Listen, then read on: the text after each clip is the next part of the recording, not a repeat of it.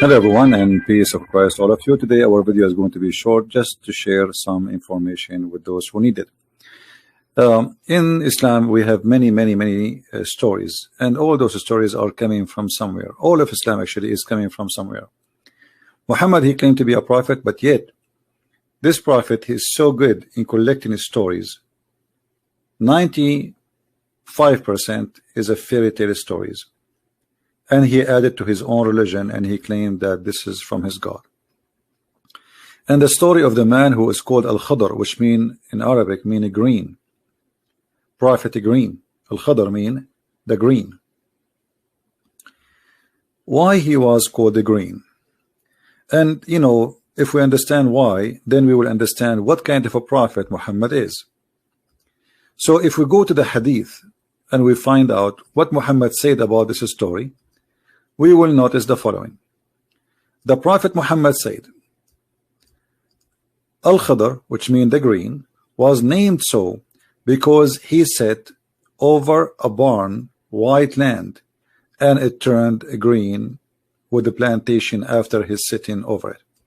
So according to Muhammad, and this is Muhammad saying, not me, Al-Khidir is a person, if you sit in a dry grass, the dry grass will turn into green, which means the dry grass is a dead grass. So the dead grass will come back to life and will become not only alive, is going to become like a flourishing green. So where this is coming from? Muhammad is a person who copied many stories from people around him. You can search on the internet, you will find that there is a story, it's called the story of Gilgamesh, one of the legions which is present in the north of Iraq all the way to Persia.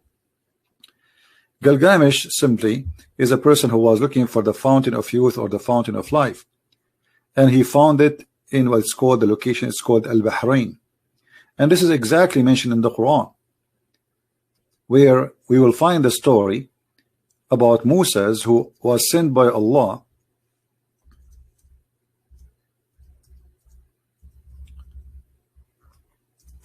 to meet with green.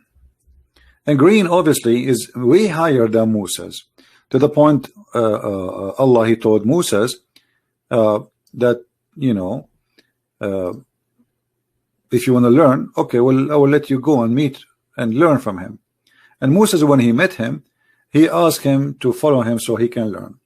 And here you will see the story, which is nothing but a fairy tale story about Moses going all the way to the location. It's called the place where the two seas met, the junctions of the two seas.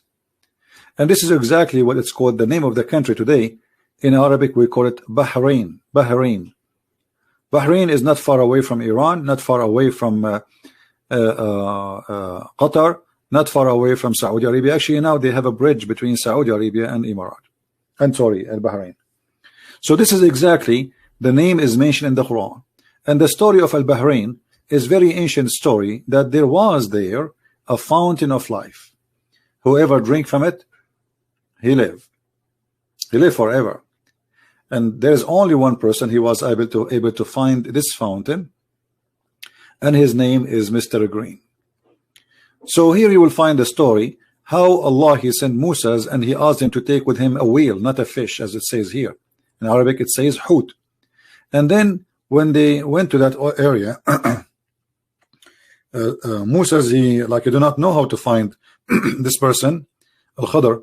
So Allah told him, well, when you lose your fish or you lose your whale, then that's mean the place you will find our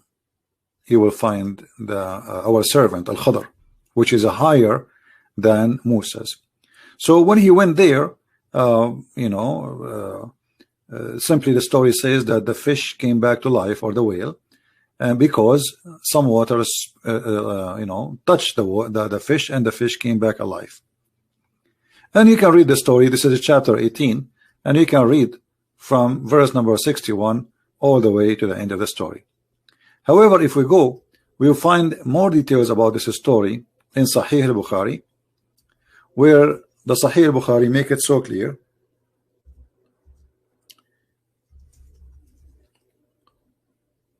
where it says Let us see the hadith.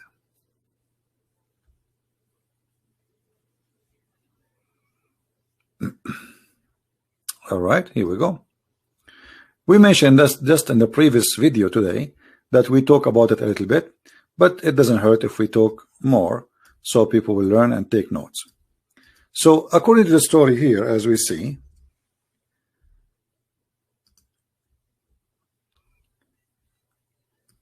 there is a fountain, a spring of water fountain, which is no one get in touch with it, even if you touch it, not necessarily to drink it, but you will become alive.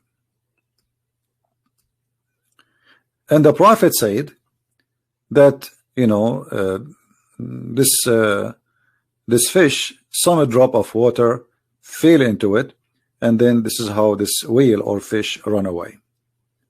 And this is exactly what happened. So when the fish run in the water, came back to life after touch from the water from the fountain of life, the fish run into the water in the sea, in the ocean, and Moses was able to track the steps of the fish, which is very funny, in the ocean, because the ocean became like a tunnel, like a highway, as you see. So it was like a tunnel. So Allah held back the flow of the water until it was like a tunnel, and the fish could glide. Moses and his boy were amazed. They set the reminder of the day and the night, and Moses, a companion, forgot to inform him to escape, the fish escaped, blah, blah, blah, blah. So you can read the story. I can post the link for you about those references down in the video. But as you see, Islam is based in fairy tale stories. Who in the world in the year 2019, he want to believe that there is a prophet, his name is Muhammad, teaching us that his God told him that there is a water, it's called the water of life, and whoever sprinkle water from it at himself, even if he's dead, or somebody sprinkle at the dead man, he will come back to life immediately. How Muhammad can be a prophet and yet he is telling such a story? How we can accept that Muslims, they speak about science and Quran? How Muslims, they speak to us about amazing stories which is proven to be scientifically accurate, yet they believe in such a madness? So either you believe in this and then don't talk about science. This is nothing but a fairy tale stories, and we can find actually the roots of the story, as we said, in the ancient stories of Gilgamesh and other people. Not only Gilgamesh, actually there's many nations, they share the same roots of the story. And this story continue with us until now, to the point we have the movie. It's called The Pirate of the Caribbean, speaking about the fountain of youth. This is nothing new. This is something very old, very ancient. Nations carried through nations, and then Muhammad, he took it, he put it in his book, and he claimed that this is coming from his God, and this is a story provided for him and only for him. Nobody knows about it except him, Muhammad. But if we go in the Quran, we will find that the Arab, they were making fun of the Quran and Muhammad's story, saying to him openly and with no shyness that this is nothing but a fairy tales of the ancient, and we heard those stories before you. So while Muhammad is claiming that he is the one who come with those stories, the Arab, they were making fun of him. He says this is nothing but the fairy tales of the ancients. We heard those before you.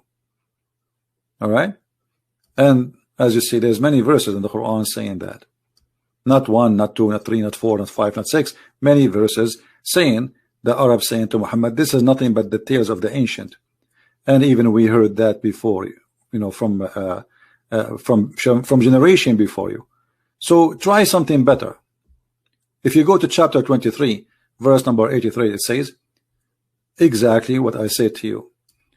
We heard our father, we heard this from our fathers before us. Those stories are old. Those are nothing but the tales of the ancient. So Muhammad is a person who's trying to build a religion. He built his religion based on the fairy tales of the ancient, and yet he claimed that this is coming from God. Now, if you are a Muslim, you are more than welcome to leave your comment and tell me how you really believe in such a such a story to be coming from God, and yet Muhammad not only adding it in the hadith, but Muhammad he adding the story in the Quran, as we showed you in chapter 18. This cannot be from God. This cannot be from a prophet. This cannot be from anyone actually have little intelligence. This can be only from someone is an ignorant. He have no idea what he's talking about, and he think that those stories can fool others. And as you see, those stories did not even go through the Arab, the Bedouin, who they are naive. Most of them are not educated. Even those who they are not educated, they say to Muhammad, those stories we heard it from our fathers before you, and this is nothing but the tales of the ancient. So how we can believe in Muhammad to be a prophet? This is why today I wanted to make this a short video, so it's going to be easy for you to carry around and show to your friends. And if you are a Muslim, believe really that there's a fountain of youth, a flying carpet, the birds or the ants who warn the ants, the hudhud who find water. If you find all these stories are true stories, please leave your comment and tell us why. Thank you for being with us, and feel free to download the video and share it with your friends. And I will see you again with a new video, and I will try to make videos to post it in all the other accounts I have. So but the broadcast will be in the one we are using right now. So thank you for being here. May the Lord bless you, and I will see you again. Christ is Lord, and Islam is nothing but a collection of fairy tale stories. Thank you, and God bless.